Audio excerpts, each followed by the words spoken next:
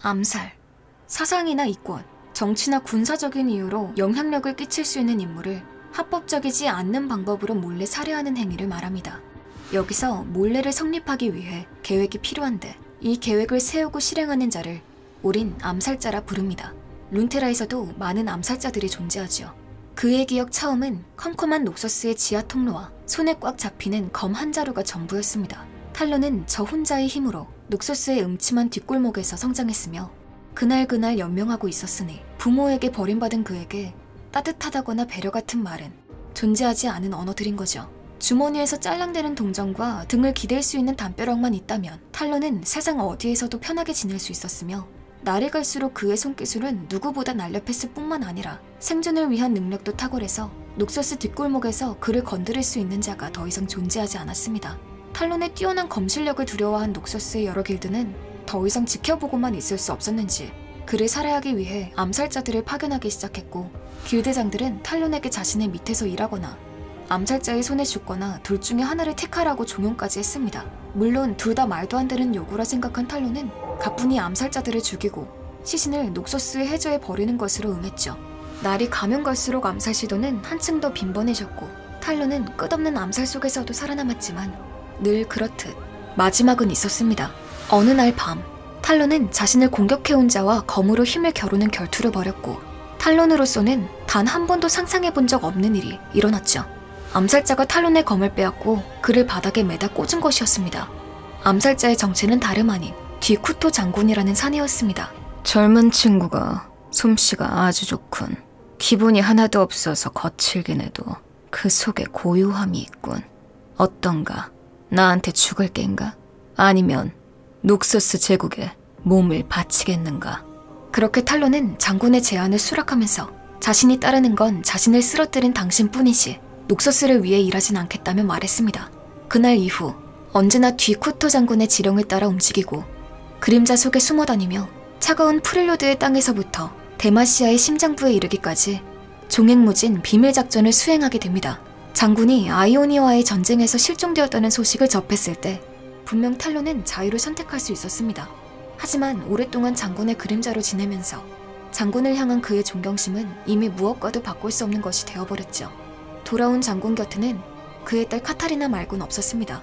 장군은 자신의 딸이 어리석은 짓을 했다며 그녀에게서 뒤돌아섰으며 탈론 그 또한 그녀가 작전을 멋대로 바꿔서 실패해버린 사실을 듣게 되었고 그녀를 경멸하기 시작했죠. 그녀는 자신의 실패에 수치심을 느끼며 임무를 완수하러 가겠다면서 떠났고 그런 그녀를 바라본 그녀의 아버지이자 탈론의 우상 뒤쿠토 장군은 탈론에게 자신의 딸은 이제 죽었다며 지금 나간 빨간머리 여자는 녹서스의 실패자로서 죽음으로 사죄해야 함을 말했죠.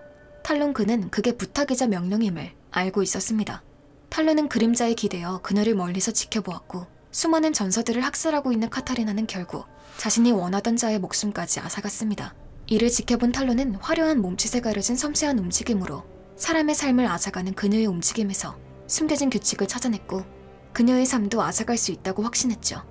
그녀에게 살인기술을 알려준 가르침이 무엇인지 탈론은 이미 알고 있었습니다.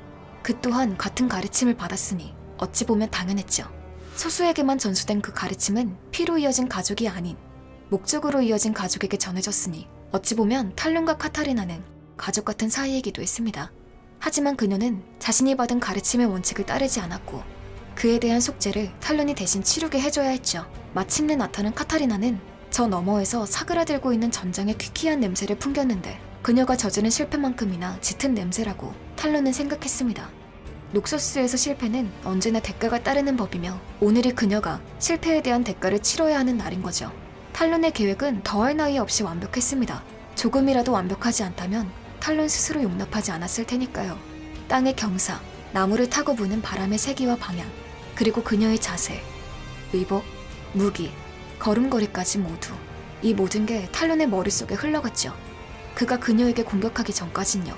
탈론의 칼날은 그녀에게 닿았고 탈론은 이제 전리품만 가져가면 되었죠. 아니 그렇다고 그는 생각했었으나 그녀는 그 자리 그대로 서 있었습니다.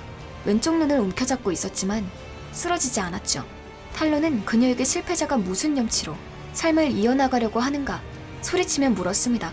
난 죽음이 아닌 몸을 바쳐 사죄하겠어. 녹서스인으로서 말이야.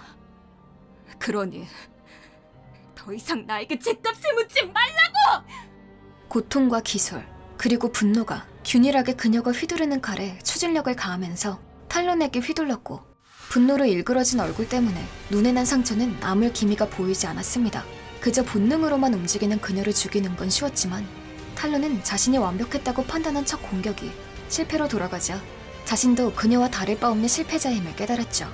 더 이상 탈론이 칼을 들지 않자 그녀도 멈췄고, 이내 자신의 얼굴에서 절대 지워지지 않을 상처를 다시 한번 매만졌습니다.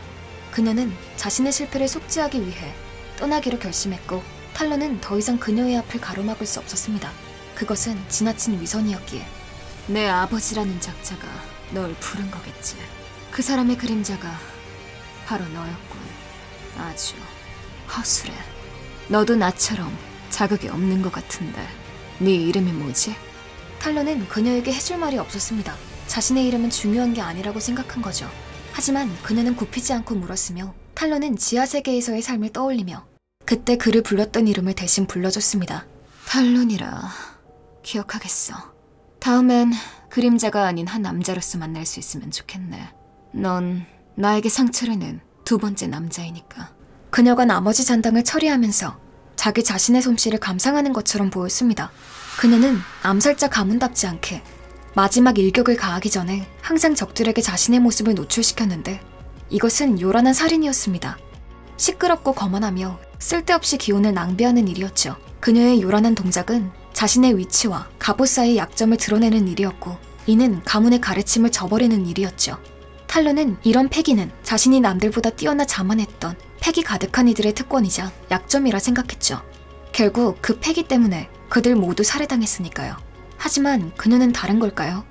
그녀는 미친 듯이 웃었고, 이 때문에 왼쪽 눈을 가로지는 상처가 벌어지며 옆으로 휘어졌으며 어느샌가 연기와 함께 사라졌습니다. 그녀의 이름은 카타리나, 후에 녹서스의 대장군, 스웨인을 반대하는 귀족들을 암살하는 녹서스의 깊은 그림자의 이름이기도 합니다. 오늘의 이야기 들어주셔서 감사합니다. 이런 이야기도 있는데 들어주실 거죠?